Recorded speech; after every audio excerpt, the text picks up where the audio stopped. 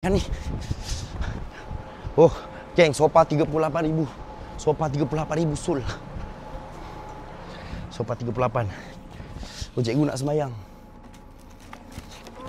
Sofa 38,000 sul. Leh, 38. Tadi Boy Jan pun dah sul 2,000 lebih. 2,000 lebih banyak tau.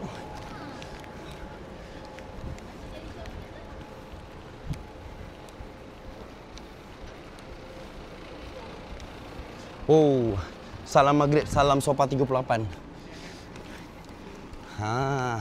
Lakat-lakat Wah. Cikgu ni, acik-acik ni geng, ambil. Okey, korang tengok Boy Jan ada 2-3 design Boy Jan tunjuk. Itu kelebihan dekat gudang Bos Ijan. Bajet-bajet 15-16, bajet-bajet dekat 40,000, ni dekat 30,000. So, Boy Jan jenisnya bagi korang choice. Design korang pilih sendiri kualiti. Tanpa Boy Jan terangkan banyak perkara, orang boleh tengok, dia duduk, dia tengok sendiri. Dia punya ukiran, kayu dan hasilnya.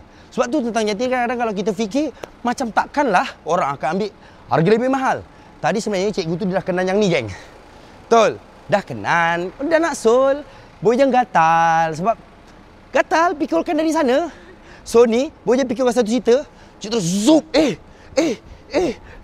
Nak ni juga.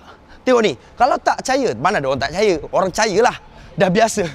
Korang tengok sendiri ni. Barangnya tim Boy Jan tadi baru tokok. Tengok ni.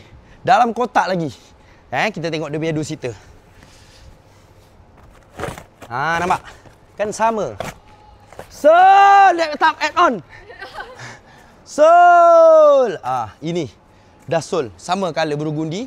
So 38,000. Sebab tu, kalau nak faham dan lebih jelas, korang datang je gudang Boy Jan. Sebab, okey, tengok ni. Ada body besar macam ni, tapi 6,000 lebih. Yang ini body besar. Yang ini pun body besar. Boy Jan letak comparison antara dekat 40,000 dan bawah 10,000 sebab. Oh, kurang cikgu tu. So, harganya 29 lah. 3,000 lah mana Boleh. Sol!